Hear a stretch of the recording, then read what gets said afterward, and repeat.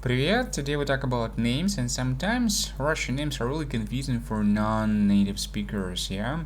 So we have nicknames and just formal names, yeah? So nicknames we use it in informal situations like with your friends, relatives, like colleagues. Formal situation with the mother or your girlfriend, yeah, with your boss, or just formal situation. So we start with simple names, yeah? So Masha, Maria, Dmitry, Dima, Лена, Елена, Алексей, Лёша.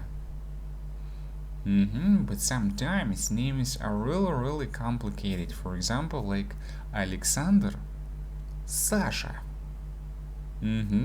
Quite difficult to understand that. Vladimir, Vova. Yeah, so Vladimir Putin, it's Vova. Really simple. Екатерина, Катя.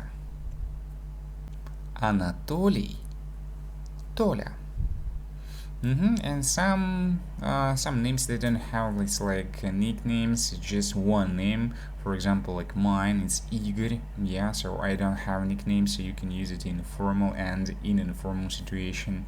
If you want to learn more Russian names, I prepared for you a list of Russian names. Yeah, just below you can find it and leave a comment for me if you like this video. So скоро увидимся. Пока.